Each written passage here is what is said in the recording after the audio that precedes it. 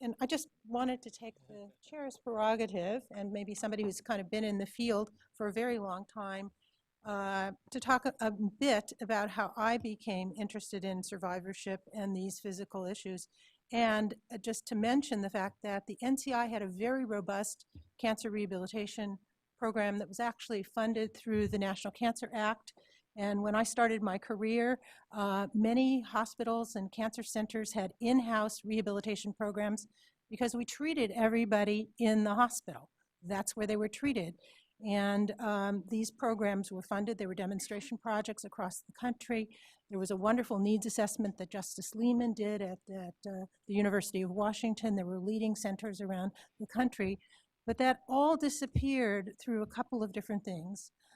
First, Medicare didn't list cancer as a condition that was eligible for rehabilitation services. That was one issue that came up. The second thing was that as we moved to the outpatient area, you couldn't keep these inpatient teams together. We were not doing hemipelvectomies, which is what I saw when I was an oncologist, exenerations. I'm looking at Barbara Anderson for cervical cancer. We do limb sparing now for sarcomas. We have voice preservation. We have segmental mastectomies. We have bladder preservation. All of these things changed over time, so people were not in the hospital for very, very long periods of time. We weren't giving chemotherapy in the hospital anymore. Even people got outpatient radiation therapy. So everything changed, so we don't have a hospital-centric delivery system. That also means that rehabilitation service departments disappeared.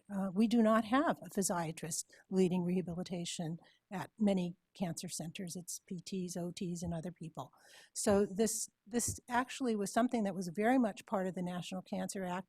And again, my interest in rehabilitation and cancer survivors came from this early exposure to this. So the issue is, how do we recreate in our current healthcare system, which is fragmented in the community, where many physicians, and again, I can speak to the oncologists I've trained over the years, except maybe at the VA where I was for part of my career, they never get exposed to a physiatrist.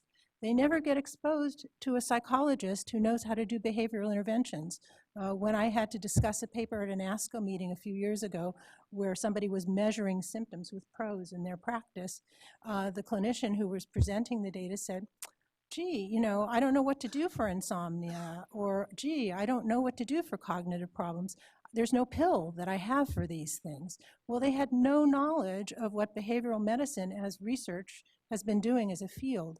So I think we need to figure out some way to break down the barriers and the silos and do training early on in our oncology specialists, that's nurses and everyone else, to talk about what is available, because I think those are big challenges that we have in delivery. So I'm going to be quiet, but I just wanted to reflect on what I have experienced across my career. So take the first question. Hi, is it on? Oh, hello, my name is Eric Vinson from the Northwest Portland Area Indian Health Board, and many of you touched upon tobacco, and my question pertains to cancer centers, whether they be large academic NCI centers or small community centers, don't have tobacco cessation counselors on staff. I mean, obviously reimbursement is a huge issue, but what do you think can be done about that? Because, you know, facilities that don't have those staff are referring out to quit lines, which are woefully ill-equipped to address cancer survivors on a single or multiple calls. Oh. It's a problem that obviously requires a lot of different approaches, but one approach that's been developed is that the National Cancer Institute recently administered supplements to several major cancer centers that really needed to improve their smoking cessation services for cancer patients. And so taking the models that are working at some major centers and moving them into other centers. And so again, we need to move the needle nationally, but it was frankly surprising to me how few major comprehensive cancer centers had comprehensive smoking cessation services. And I think within the next few years with this funding, we're going to see that problem disappear there. But obviously different strategies will be required to address this problem in community-based centers. Larissa Nekledov, general internist and cancer survivorship provider in Boston. So my question is actually for everyone, maybe minus Dr. Effinger. And the question is, sorry, I ask you enough questions as it is. In the Boston, the medical mecca, for those of us who do ask questions about sleep, about diet, about physical function, we often find very few resources to refer our patients to. So going back to the question of, are we fooling ourselves? How do we roll this out and have these services, CBT, weight loss programs, rehabilitation programs available to our survivors nationwide?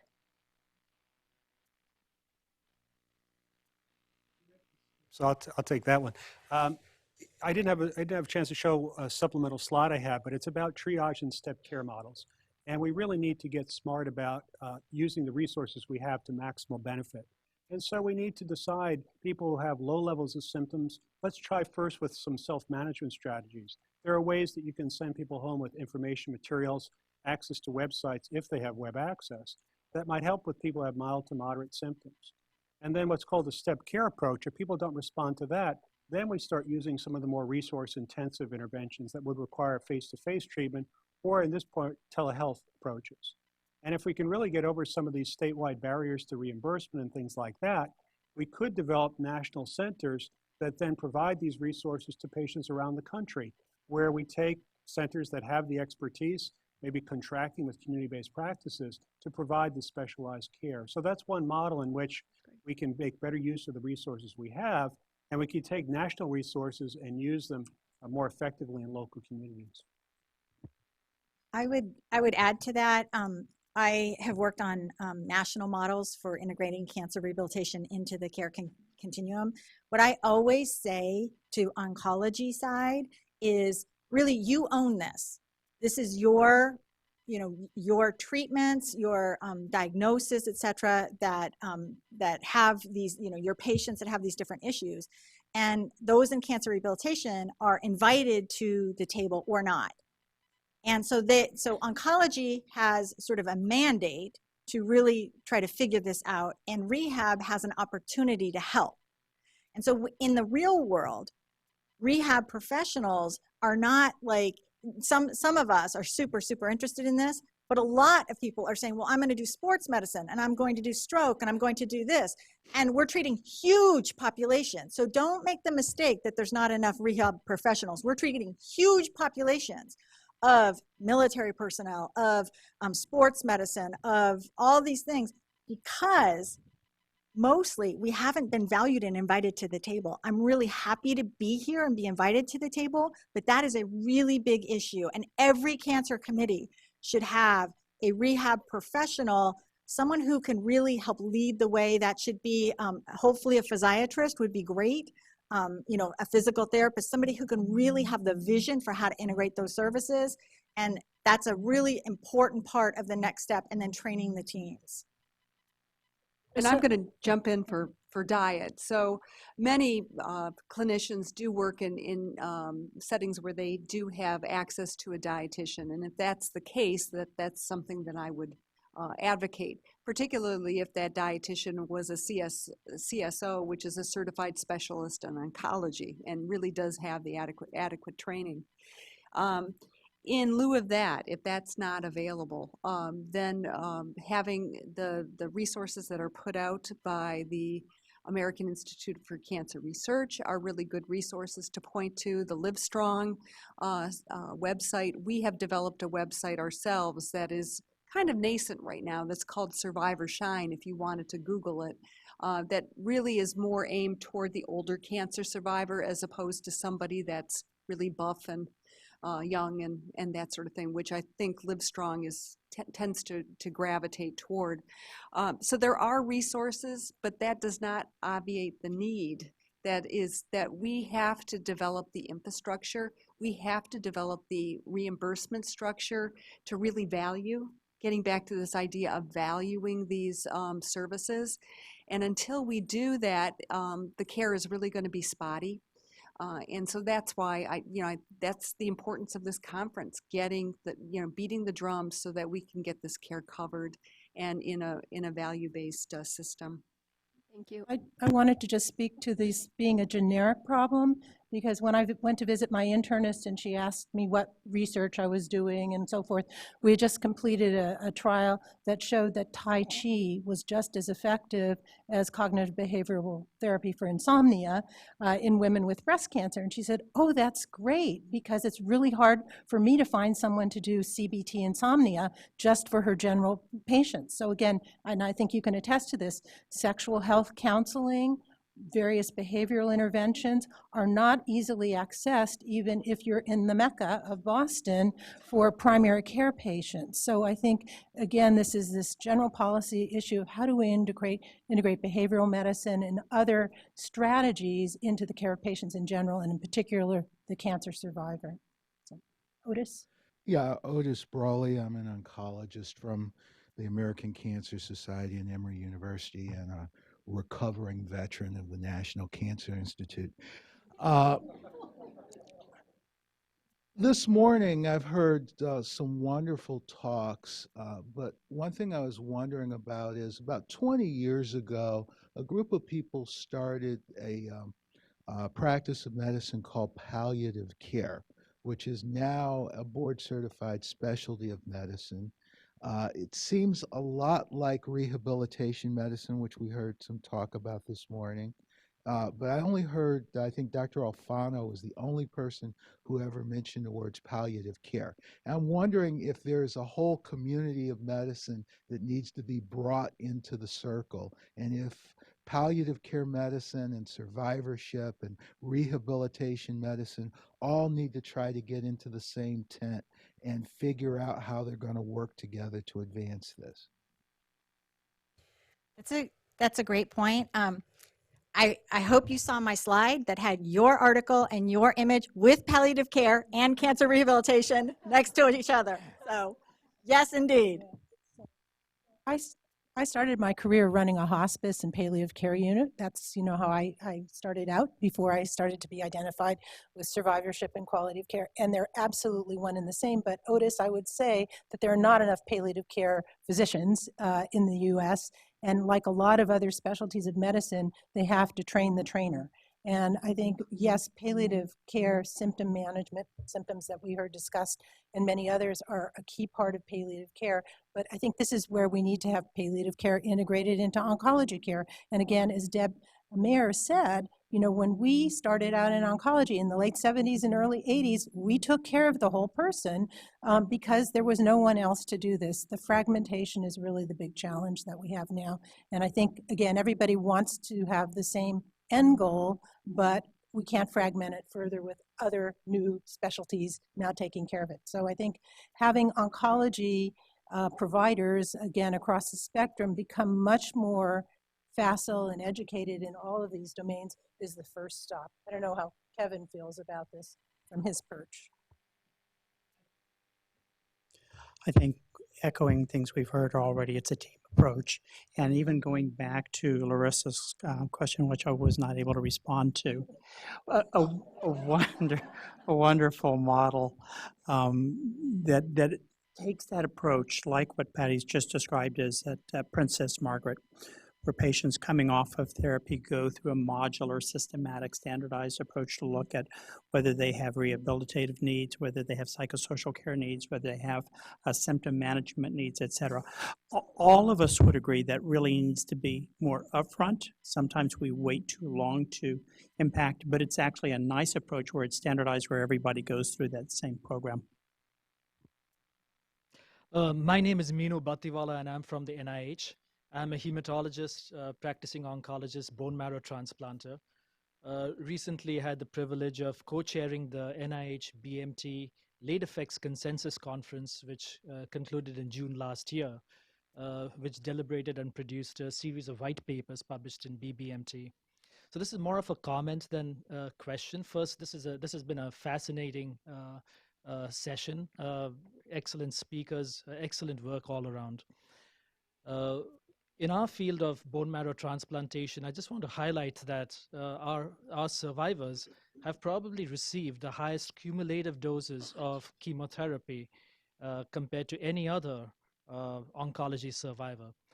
So we have struggled with many of the themes which have been narrated today, ranging from fragmentation of care to the necessity for late effects research, biological mechanisms, the struggles with identifying the appropriate screening methodology, how to screen, when to screen, what are the appropriate interventions, fragmentation of care, and finally, reimbursement. In our conference, we did work closely with CMS and try to bring many people to the table. So it's great to see this level of momentum continuing. This needs to continue across the entire oncology spectrum. And I hope something meaningful comes up as a result of these deliberations, because the whole community really needs this. Really, we should leave no survivor behind. So thank you very much. Wonderful. And I'll point you back to Larissa's diagrams showing models of care. And back to my comment earlier, I don't think that, I think what we do is we put, our resources are not thought through where we allocate them. And we're allocating a lot of resources in areas sometimes where we don't need to within a cancer center or within an oncology community.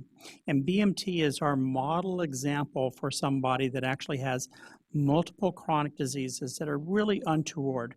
Their problems with their lipid problems are through the roof. Their risk of second cancers, all of those sort of things are different than usual. And they represent the group that many of us advocate, that high-risk population followed at a cancer center, still with the sharing and collaboration with the primary care physician, but rather than allocating our resources kind of willy-nilly across the spectrum, really allocating them where they're most needed, where they're most beneficial, and then getting a lot of other populations back into the community in a timely fashion. So I echo your comments. I just want to point out that cancer rehabilitation is generally reimbursable care, similar to how it would be for stroke and so on. There are limitations. People have copays and deductibles and so on, but that distinguishes it from many of the survivorship services that struggle with reimbursement issues. So that's really important because this care is already reimbursable. The rehabilitation professionals need to be able to document and use the proper codes. There's no cancer prehabilitation code, but you code based on impairment and so on, and then that care is covered. So this is evidence-based care that is covered by insurance.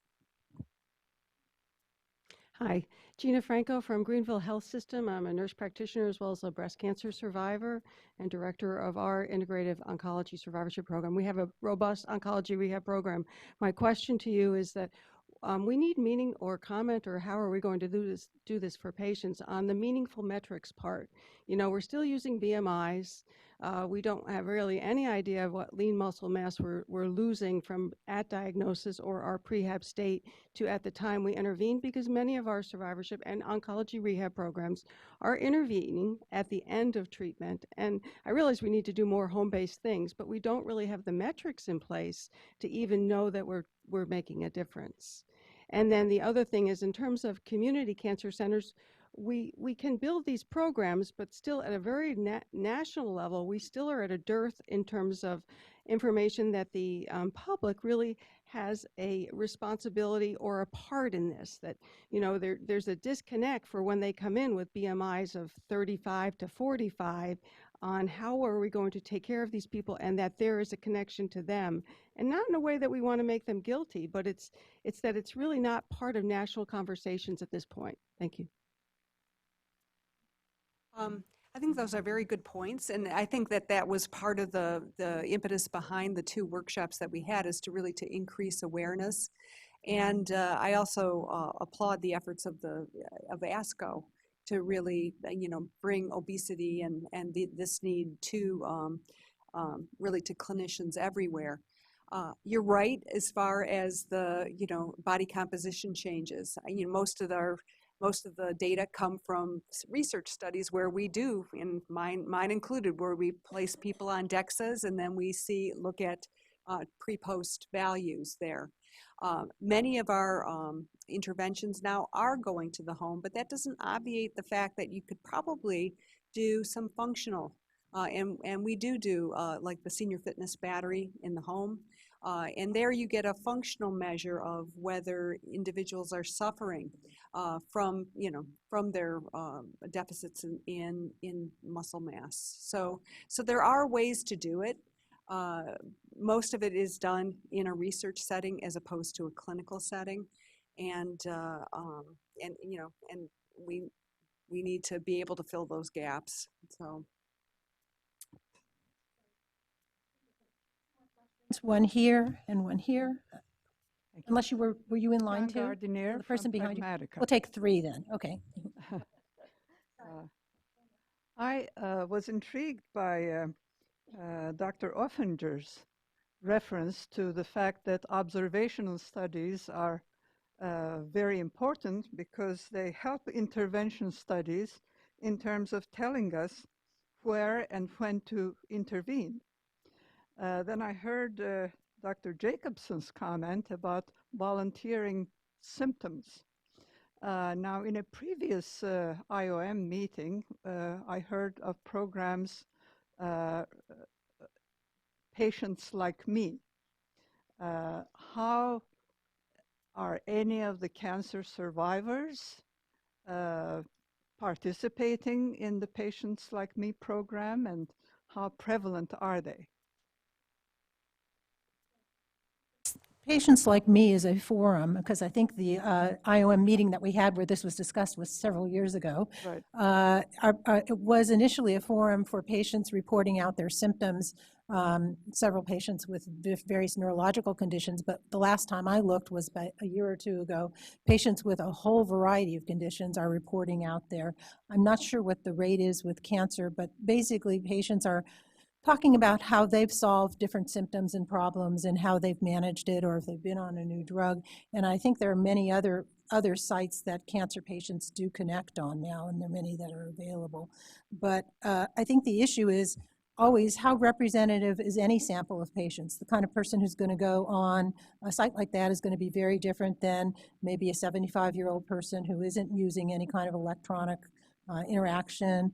I don't mean to be ageist because I get close to that age, but anyway, or the patients who come into our research studies who are volunteers. So I think that's why Kevin was really talking about population-based observational studies, or when we have big data where we can look at non-selected groups and look at outcomes and the prevalence of different symptoms. And as Paul alluded to, if PROS were incorporated into every patient encounter, and we had that along with the stage of cancer, the treatment that the person's receiving, where they are, and what their symptoms are like, and it would be universal, we would then have ways to really categorize these risk strata in a much more efficient way. There's certainly more data that way. Yes.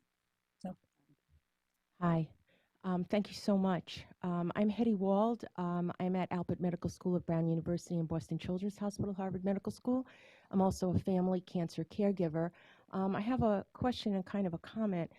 One question is that I haven't heard too much about education in terms of medical school and nursing school, and I'm thinking a lot about required components of oncology education that would be put into the program from day one about what this kind of comprehensive care looks like. We have a problem with attracting learners into oncology, but there is literature that early training in medical school can make a difference. So I would like to hear some thoughts about that. The other piece that I wanted to raise was that with these kinds of recommendations in terms of lifestyle behaviors, concerns about fatigue, I'm thinking about cancer patients that might be feeling really awful or not have the resources to even do that stuff, and how we might be thinking about the caregiver health, so that the family caregiver that's there, that's preparing those meals and doing that work, we haven't really mentioned that within this panel. I know that as a caregiver, I've got fatigue issues, so sometimes you wonder about assessment of that. So maybe you could just touch upon those points. Thank you so much. I wanted to speak to the education. There's a big move about a multi-professional education now going on in a lot of medical schools. And in the 2013 IOM report, we actually called out all the members of the oncology team, all the professionals from rehab, social work, psychology, and nursing obviously is included in that, to really know what each other does so that they can provide those services to patients. And this needs to be done in the earliest phases of education, so there aren't these silos. But it's a work in progress, and I think it's sorely needed. So I just wanted to address that. I would add that there's growing recognition that certainly that's always been the case in pediatrics, that you're treating the family, including the patient. And I think that attitude is really beginning to permeate adult care as well. There have been several major initiatives to advance caregiver research beyond observational studies to interventional studies. And I believe the National Institute of Nursing Research is having a major conference next month about the status of caregiving and caregiver research. Here, this is between you and lunch, so. Wow. Dr. Brawley brought up a missing piece that hasn't been mentioned, and I'd like to bring up a second one. And the only person who mentioned that was Dr. Alfano in her comments, and that is the population of people who are at advanced stage or incurable stages.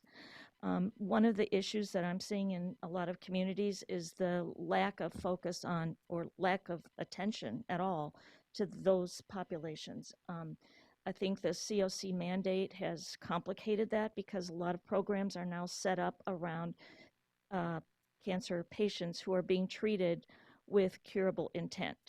That's that's the language that's in the IOM report, and it's the language that the COC is using in its mandate.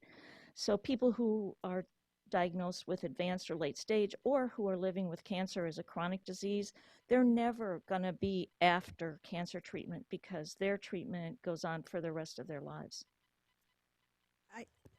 That's a really important point. And can I just remind people that I did show the study of breast cancer, advanced breast cancer, metastatic breast cancer, and they had multiple impairments. And I said also that when, as we get these new treatments, and I didn't say that whether people were cured or not, but as we get these new treatments in, people assume, oh, they're going to have fewer rehabilitation needs and so on because they're surviving longer. Well, really, what that means is that cumulative effect probably. So your points are really well taken. Thank you.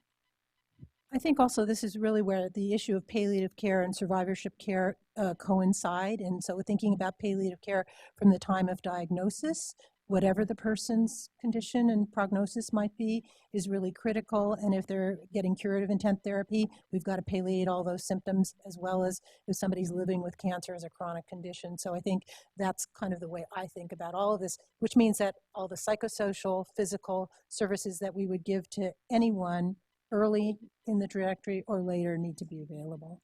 I'll just add, I was at a cancer survivors retreat for women last week. And one of the cancer survivors was talking about getting treatment, and she said, her quote was, "I will never hear the bell." In other words, the celebratory bells that get rung when patients complete treatment. So they're all in the infusion room, but this lady is never going to hear the bell. Much for the comments. I just want to tell you about lunch. It's available I think outside, and you can either go up to the atrium, which is a cafeteria area on the 3rd floor, or in KEC 101, which is an adjacent room, or in here. And so again, please go ahead and get lunch and feel free to socialize and engage with other people. But we're going to be convening promptly at 12:30 because we have a very busy afternoon as well. Thank you very much.